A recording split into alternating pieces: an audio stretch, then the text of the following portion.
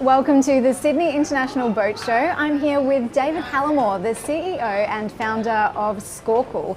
David, you have a fascinating story behind the brand. Can you tell us how it came about? It's pretty much one of those classic stories where you build the product for yourself and then afterwards find out if other people like it. So I'm from Victoria. There's an area up there called the Gippsland Lakes. We're boating, family, fishing, sort of spear fishing. And I was just looking for something to stay underwater for longer for. And I sort of looked on the market and nothing existed. And I sort of remembered vaguely that, something from watching Baywatch in the 90s. And I'd sort of half remembered like this little tank that maybe Pamela Anderson jumped off the boat into the water with. And I looked for it and it didn't really exist other than sort of similar products in the scuba industry. So anyway, I sort of looked further and further into it, made a few prototypes myself, tested it out, and lo and behold, it sort of worked. And then after that, I thought, okay, well, this is pretty cool. Maybe other people might like it. So inspired by Baywatch? Exactly. I mean, plenty of my youth was inspired by Baywatch, to be honest, but even my adult life as well. And how does it actually work? Can you show us all the bits and pieces and the technology behind it? Yeah, sure. So it's called the SCORKL. It's an underwater breathing apparatus. It's pretty much just a small scuba tank. But instead of having a big, large scuba tank that sits on your back with hoses and straps and belts and all this sort of stuff, you've just got a small scuba tank with the regulator attached to the top of the cylinder. And so all you do is stick it in your mouth and breathe underwater.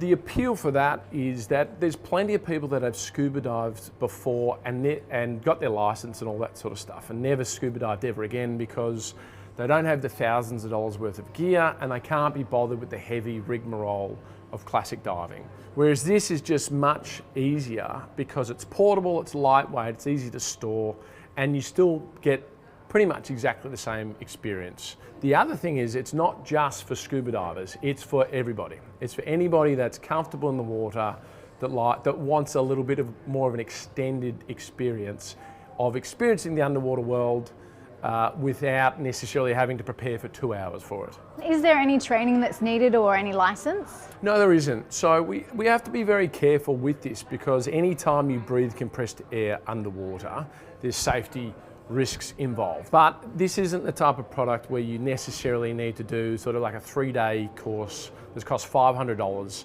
just to use in shallow water. Anyone can do it, kids or adults or the elderly? Yeah, everyone. It's not a toy, so it's a high pressure piece of equipment. So we don't market to children, and we do say that you shouldn't use it unless you're 15 years or above. But essentially, it is for everybody, and that's the whole appeal of the product. It really brings what is sort of otherwise been quite a sort of a daunting experience for lots of people to everybody. Old, young, male, female, experienced, not experienced, everybody gets the opportunity to breathe underwater with the SCORKL.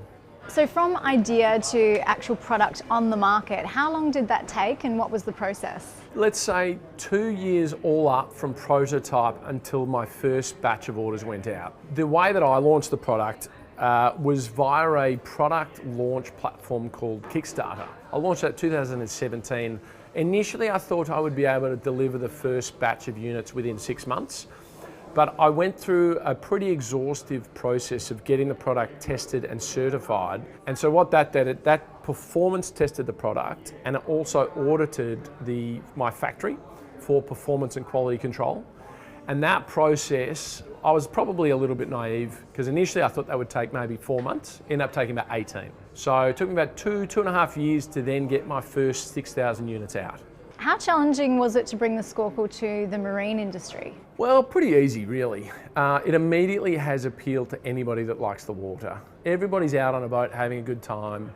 And if you have a $10, $20, $30, $100,000 boat, doesn't matter. You're doing that recreationally and you want to have different toys and gadgets and bells and whistles to enhance your experience. And that's where the SCORKL really fits in nicely because I sell this for $250 US, which for what it is an absolute bargain, particularly compared to fishing gear or diving gear or instruments on your boat. That was it was quite easy for me to enter into that marine industry as opposed to, let's say, scuba and diving and spearfishing and snorkeling. In terms of marketing the product, how have you gone about that? Initially it launched on the Kickstarter, and that was fantastic because it's a global platform. I sold to 65 countries worldwide just within sort of 3 weeks. Showing people using the product sort of blew people's minds, because one of the key interesting parts of the product is you can actually just refill it yourself. So you don't need a scuba tank or a dive compressor to refill the compressed air. I make a specialised high pressure hand pump, which means on the spot you can refill your Scorkl and go again. And that sort of just blew people's minds. I think I was lucky in that respect too. So it had a little bit of a James Bond feel about it, because all of a sudden someone's there underwater breathing like a fish, and all they've got is just this little thing hanging out of their mouth. And so in a way, it sort of sold itself, which was probably a bit lucky actually. Well, hopefully I'll get to try it out very soon. It seems really cool. Thank you so much for speaking with us, David, and we'll be back very soon.